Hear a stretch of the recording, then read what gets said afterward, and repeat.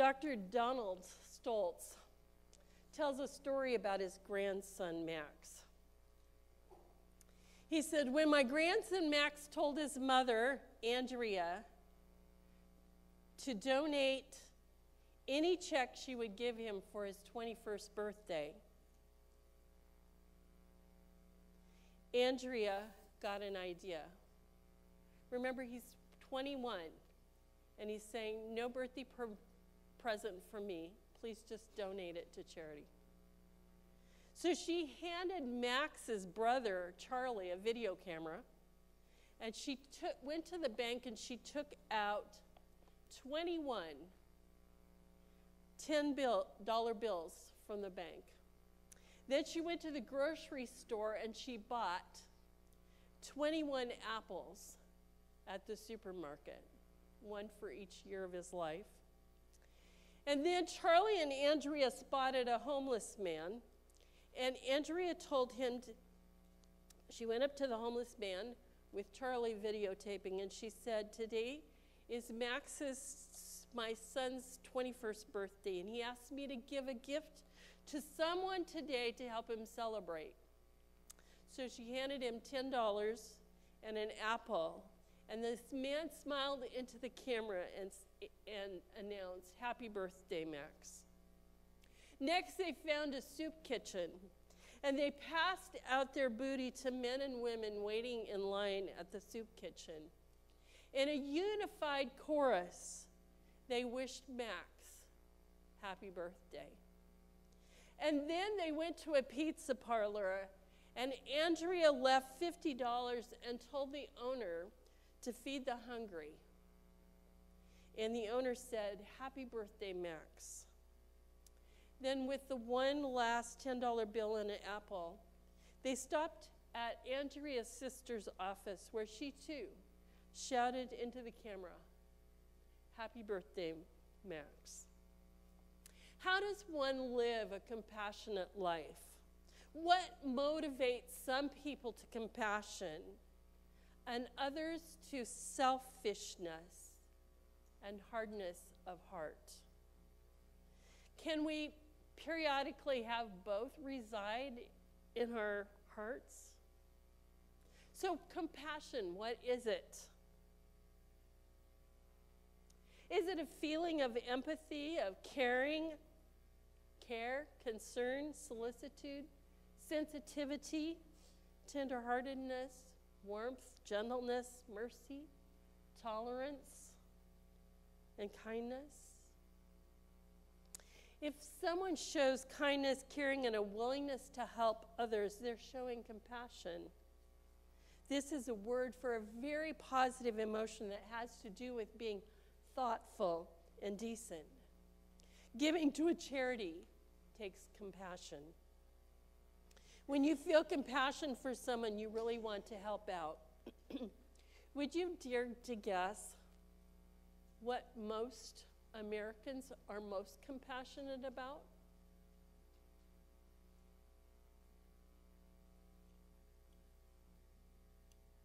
Hate to tell you, but it's animals, not people. Interesting, isn't it? So, compassion, how can we really help someone out? When's the last time you showed compassion? In a tangible way. I'm not saying just for someone you were close to, a friend. When you did something that was just not expected of you, just because you could, and just because the Holy Spirit prompted you to do it. Zena Hamilton from the United Kingdom tells this story. She said, when I was 7, she says, my family drove to the Grand Canyon. At one point, my favorite blanket flew out of the window and was gone. I was devastated. She said, soon after, we stopped at a service station. And I was moping, and I found this bench, and I was about to eat my sandwich when this biker gang pulled into the station, and this huge, frightening man walked over to her mom and said, "Is that your blue Ford?" And her mother nodded reticently, and the man, she said, pulled out my blanket from his jacket pocket and handed it to her.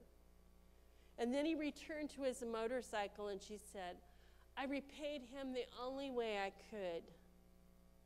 I ran to him and gave him my sandwich." Dr. Mohammed Basha, a cancer doctor from Gainesville, Florida, told the following story. He said, "As I was walking through the parking lot, all I could think about was the dire diagnosis I just handed my patient Jimmy.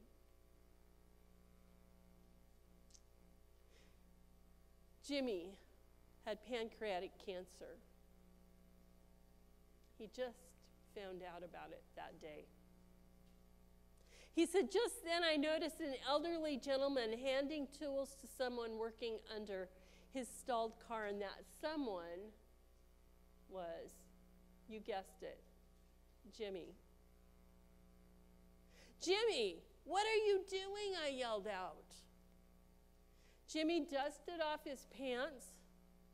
He said, my cancer didn't tell me not to help others. Doc. And before waving the old man to start the car,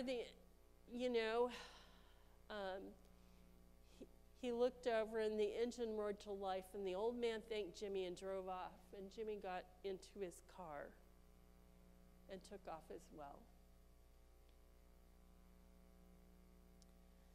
Geraldine Colette's husband died unexpectedly, and she was devastated. A coworker took her under wing every week for a whole year.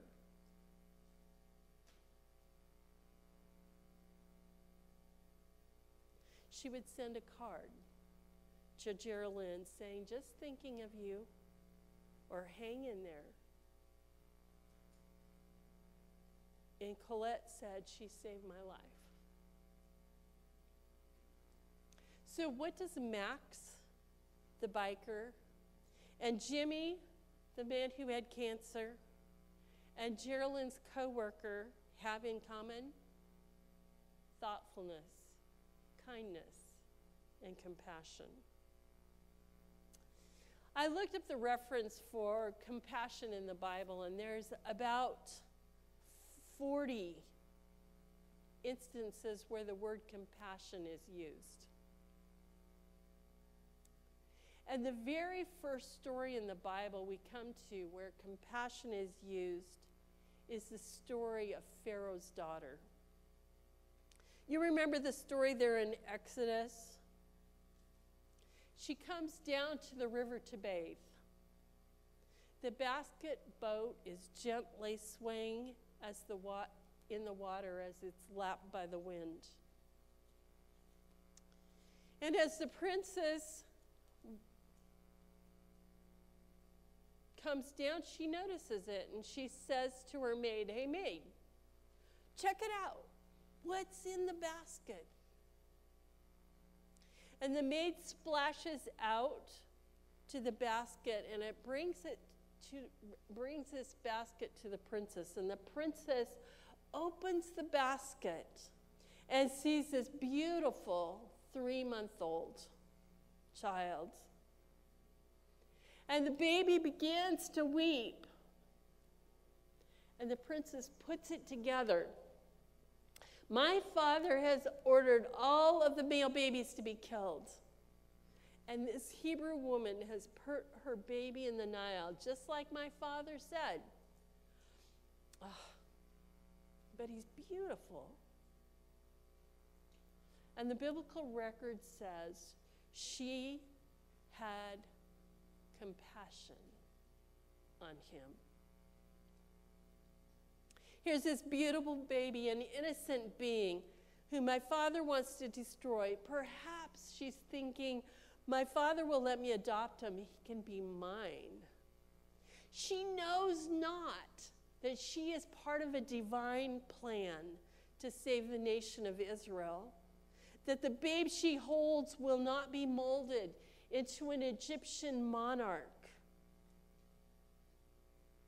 but will refuse to be called the son of Pharaoh's daughter, choosing rather to suffer affliction with the people of God than to enjoy the passing pleasures of sin, esteeming the reproach of Christ greater riches than the treasures in Egypt, for he looked for a reward.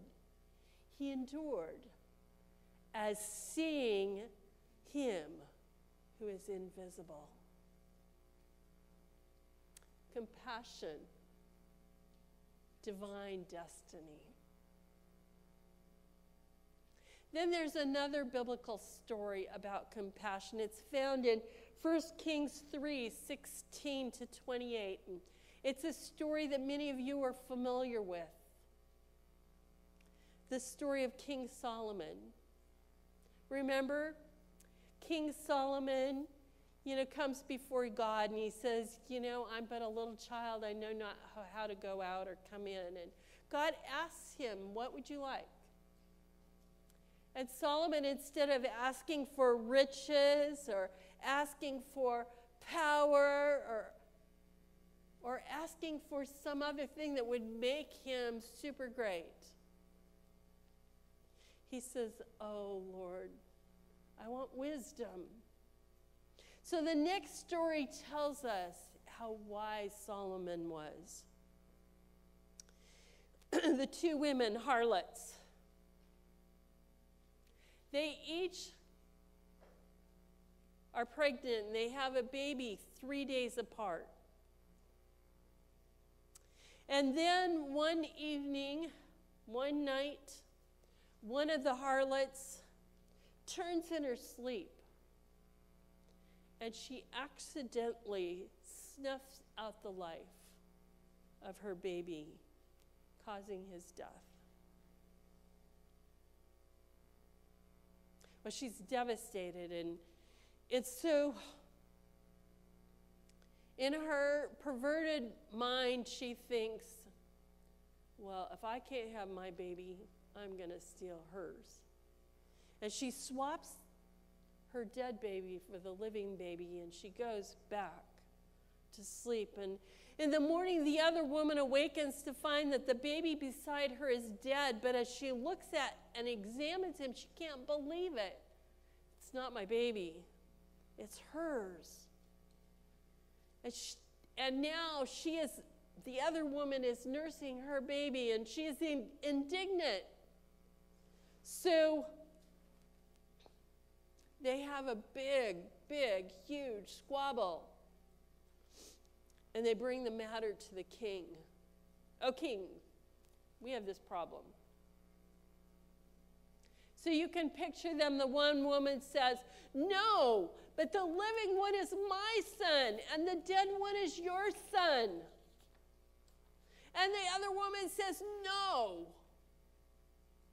but your son is the dead one, and my son is the living one. And they go back and forth and back and forth. And Solomon booms out, stop! Bring me a sword.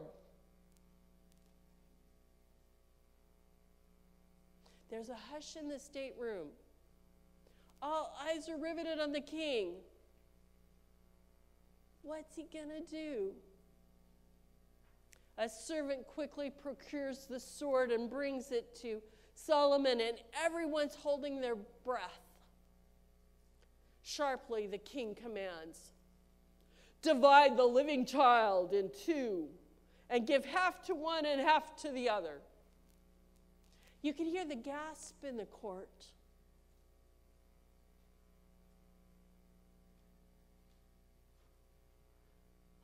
Then both children will be dead. But there's this plaintive voice that cries out, oh my Lord, give her the living child. By no means kill him. She's thinking, I couldn't live with myself if the king had my son killed. I would rather see him alive and the other lady raise him and know that his life is spared.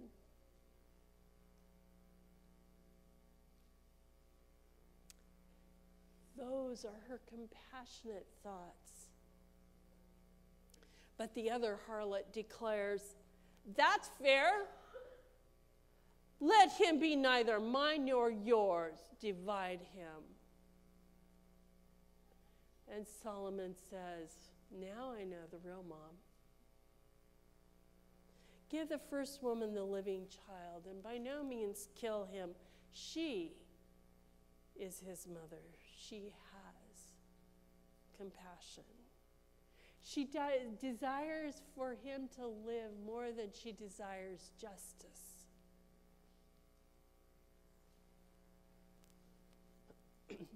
The third biblical story is the story of the parable of the prodigal son. You know the account. The younger brother desires his father's inheritance before his father's even dead. It's like saying to the old man, I wish you were already dead so I can have my fun.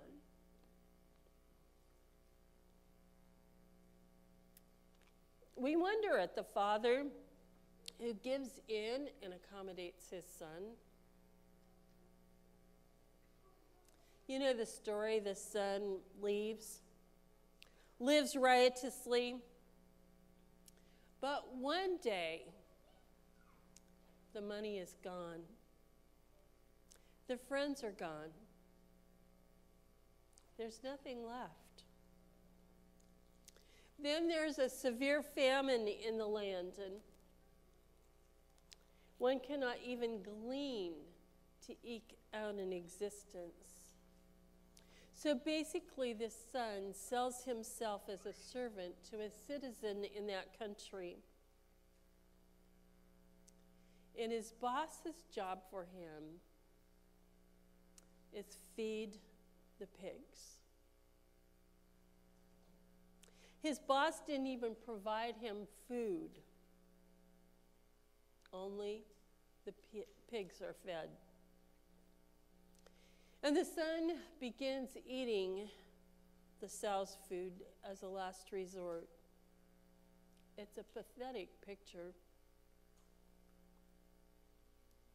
One day, out in the smelly field, a light comes on in the young man's mind. Oh, you know what? The servants at home are treated better than this. Perhaps. I can go home and offer to be a servant. Maybe my father will take me back as a slave. At least I will have food. So he heads for home. But the doubts and the burdens nag at his soul. He knows he's messed up. He knows that he does not deserve grace. He knows that he looks bad, smells bad, and has been awful. But somewhere in the recesses of his mind, there's a small spark of hope. Maybe, just maybe, my father will be compassionate and gracious to me and have pity on me. He formulates and then practices the response he's going to give to his father. Father, I've sinned against heaven and before you, and I'm no longer worthy to be called your son. Make me one of your hired servants. And finally the day comes and he trudges up that last hill. Over the hill, across the valley, is where home is or was. And he walks over the crest and he begins going down into the valley and he sees someone running. It's Dad, the old man. He's running. Why would he be running? And the biblical record says, but when he was still a great way off, his father saw him and had compassion and ran and fell on his neck and kissed him. Why would a father have compassion on a son who wished him dead? Why would you or I have compassion on the homeless, or the addict, or the poor, or the lost? Why would we have compassion on a stranger, or a neighbor next door? We understand having compassion for a friend or perhaps a family member. Number one, I would like to propose that the first reason we would have compassion is because we have a great God who has showed us compassion. Psalm 78 spells out the human condition. God talks about the condition of the children of Israel. Beginning at verse 32, it says, in spite of this, they still sinned, and they did not believe in his wondrous work. Therefore, their days he consumed in futility, and their years in fear. And when God slew them, then they sought him, and then they returned and sought earnestly for God, and they remembered that God was their rock, and the Most High God, their Redeemer. Then he goes, oh, my people. Nevertheless, they flattered him with their mouth, and they lied to him with their tongue. For their heart was not steadfast with him, nor were they faithful in his covenant. They couldn't even stay committed to God. But he, God, being full of compassion, forgave their iniquity and did not destroy them.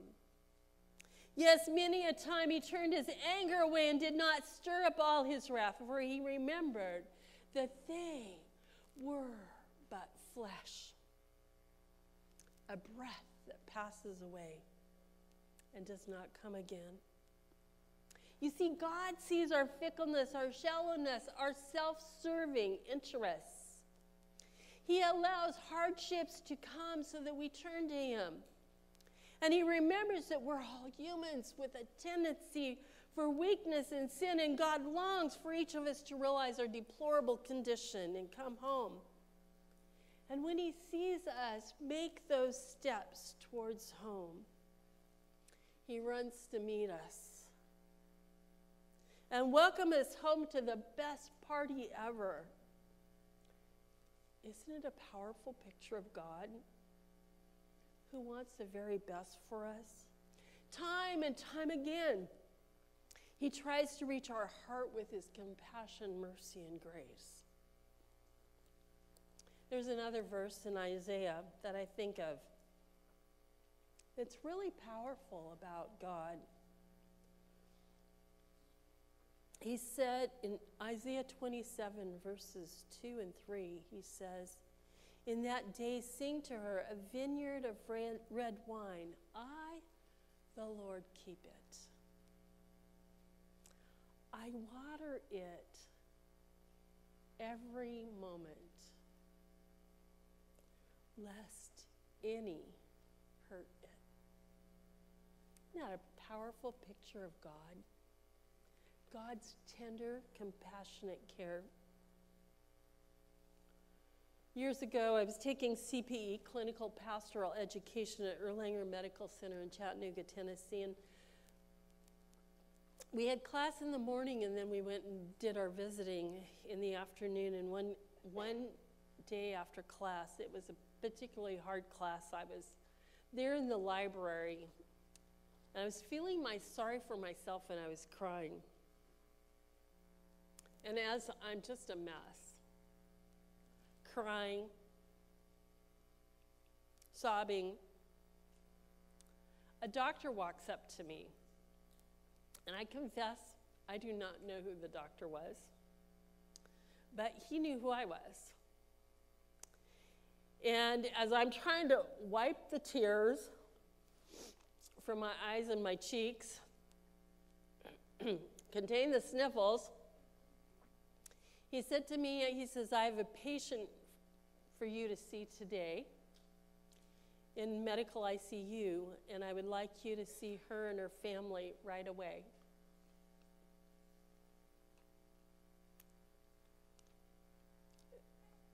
My feelings protested, but it was as if God was saying, enough of your pity party. Go minister to someone who really has problems. Go have compassion for someone who's dying. To have compassion, we have to imagine what it'd be like to be in their circumstances, to face their challenges. To walk in their shoes, we have to imagine how we would feel if we were in their circumstances were it reversed. Did you know that they have done studies and that poor people are actually more likely to be compassionate than wealthy people? That's because the poor can imagine themselves to be in the same position. They know how they would feel, how they would react if they were up against the same difficulties. And so they're more likely to respond. Dollar for dollar, the poor do more in compassionate ministries than the wealthy. Because the wealthy give only a small portion of their abundance. But the poor will often sacrifice to help someone else. Number two, I would like to propose the second reason we need to show compassion is so that we become less self-absorbed and more other-centered. When we intentionally seek ways to bless others, whether it's strangers or friends or family, we end up with the blessing ourselves, a far greater blessing. It's so easy for us to get wrapped up in our own problems and our own challenges. It's easy to feel like the victim and to think the world owes us something. Life has treated us so miserably, or maybe even we blame God. God, you've treated us miserably, and we deserve to wallow in our pity. So in our mind, we pamper our own sores, and we sit in our own muck, and we pick at the sores, and we make them bleed again and again. Ever done that? I have. How is it that the Jimmies in the world see things differently? Yeah, I just got diagnosed with cancer. Yeah, it's usually a terminal diagnosis. But today I have one more opportunity to make a difference in someone's life. And here's this old man who's having car trouble, and I can help him. I can do something about this. So I'm going to lay aside my diagnosis, and I'm going to help this man. And he says, my cancer didn't tell me I couldn't bless others. What a powerful attitude, is it not? How can we rewrite the scripts that we tell ourselves about the unfairness of life or God and reframe them to see the blessings we can be today to someone who is experiencing Apathy or misfortune are the consequences of even poor choices.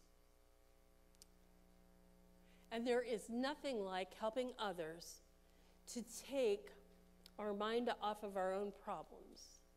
There are people out there who are worse off than we are. The third reason I believe we need to show compassion is because God asks us to show kindness.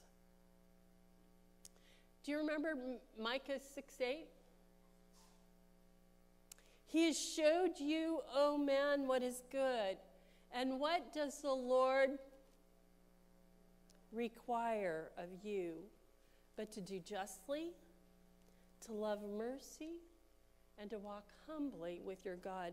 Notice it's a requirement, not a suggestion. To love mercy is to show compassion. Maybe you're protesting, but Pastor Jan, we don't work our way to heaven. We aren't saved by works. That's true. We can't do anything to earn more of God's love. And even if we do all the good works in the world, it still doesn't save us. I can agree more. So why is it a requirement? Because if God is in our heart, then we are going to respond like Jesus did to the needs of those around us. Showing mercy and compassion indicates that Jesus is transforming and changing our selfish hearts of stone to hearts of love and compassion.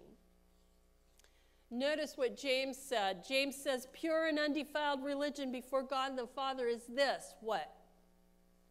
To visit orphans and widows in trouble and to keep oneself unspotted from the world.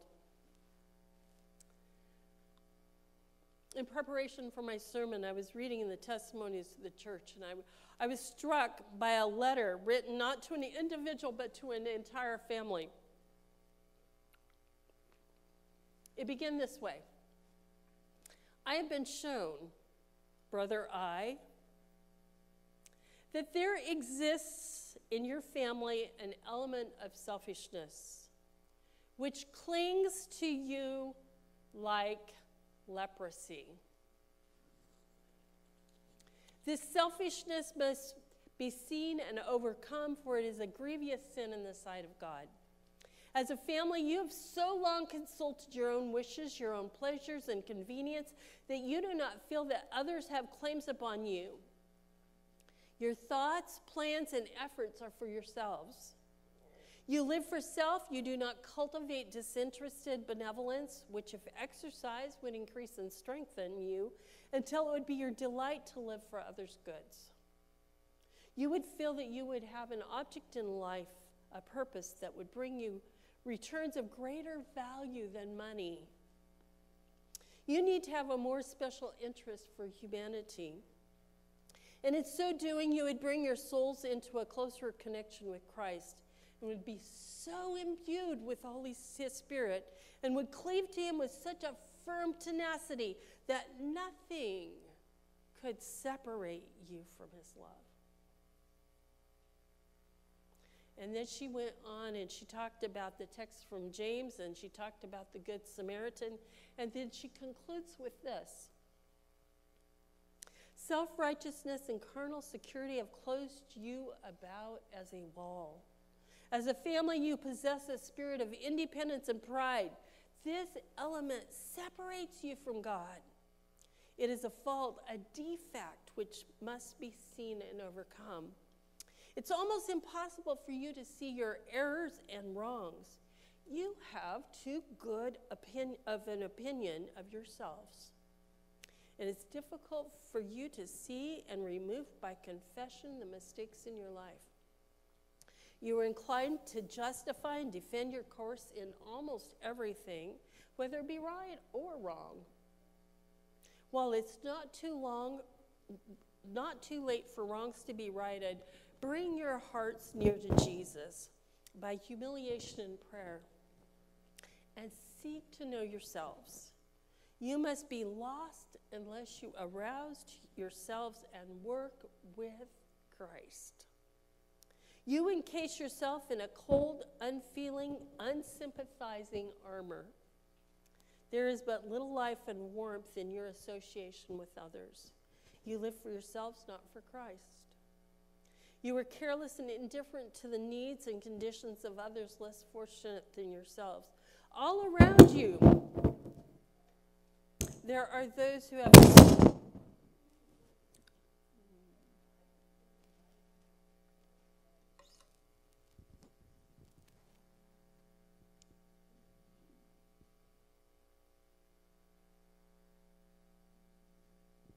All around you,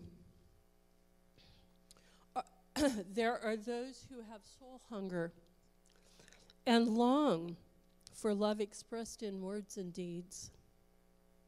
Friendly sympathy and real feelings of tender interest for others would bring to your soul's blessings that you have never yet experienced and would bring you into a close relationship to our Redeemer, whose advent to the world was for the purpose of doing good, whose life we are to copy. What are you doing for Christ? Wow, I had to ask myself, is that counsel for me? Maybe you're wondering, is that counsel for me? Are you experiencing abundant living by living a life of compassion? I confess to you that God wants me to do more in my life than I now do, but I'm trying to honor him by the promptings which he nudges me to do. Maybe a few of you have heard me share this. You know the saying how no good deed will go unpunished? Well, this past Sunday, I took Pastor Phil to the airport. And then I dropped him off, and I drove home. And the lawn needed to be mowed. So I got out the lawnmower, and I mowed our front lawn. Our neighbors are Muslim. And Pastor Phil tells me that when I mow their lawn, I offend them. You know, a woman mowing their lawn. And I've done it a couple of times in the past. But, you know, Pastor Phil is on his way to Russia. He can't prevent me. And their lawn is deep, and it needs to be mowed. No one appears to be around. So I mow their lawn.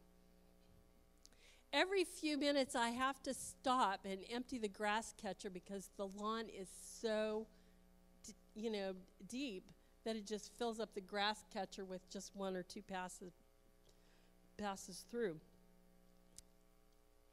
So on my final round, after I've emptied the grass catcher about 3 times, I accidentally mow their garden hose. My lawnmower makes some awful sounds for a few seconds as it gulps and chews through whatever part of the garden hose it has swallowed. Now I have a dilemma. I need to confess that I just messed up their garden hose and probably buy them a brand new one.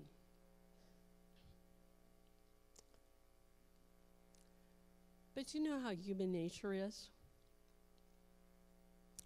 I'm not quite ready to do it. And you know how easy it is to put off saying I'm sorry or I messed up? Well, for the next half hour or so, I cleaned up the grass on the driveway, and then I weeded the back section of the flower bed. Finally, I said, okay, before it gets dark and before the end of the day, I need to do it. So I got up my courage, and I walked to the front door and I knocked. Amin came to the door, and his first words were, "You didn't have to mow our lawn, but thank you." And I began protesting.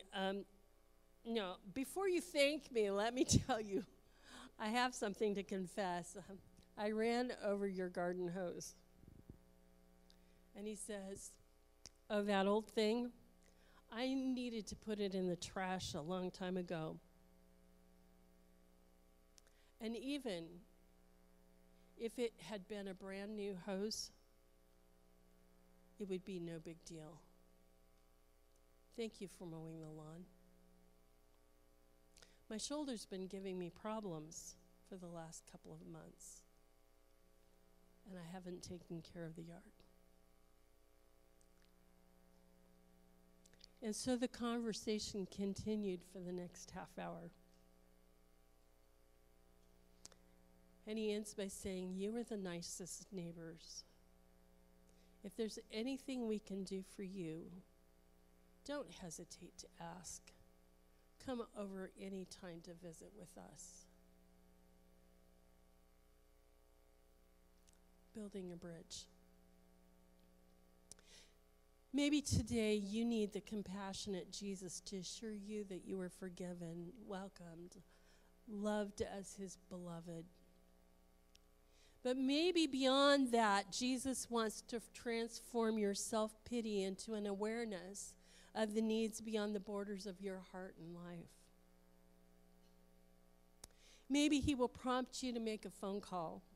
And I have to tell you this was truly amazing too this week. I was talking to my son on the phone, and he is in the middle of a business transaction, and he handed his phone to the man he was doing business with because he knew I knew him. So we chatted. His name also is Anthony. So I said, hi, Anthony. It's really great talking to you. And before I ended the call, I'd felt this prompt to ask him for his mother's phone number. And so he gave it to me. I wrote it down, and I was going to call her later. It was, 9:30 at night already. But God prompted me to call her immediately. She was having a difficult day. Her husband died 2 years ago, and that very day she had broken off an engagement to another man. She knew it was the right thing to do, but it still felt crummy.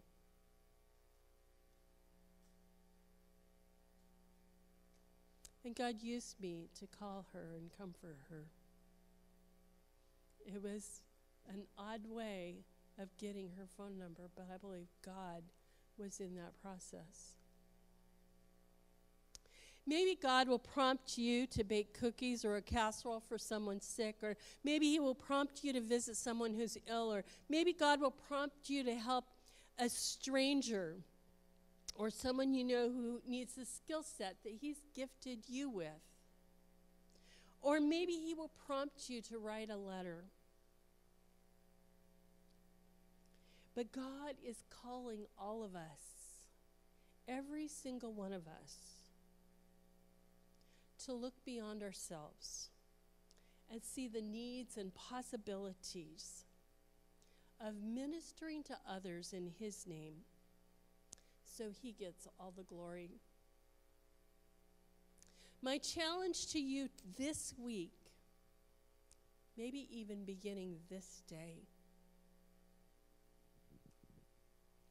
open your eyes. See the needs around you. Listen to his Spirit, and then go.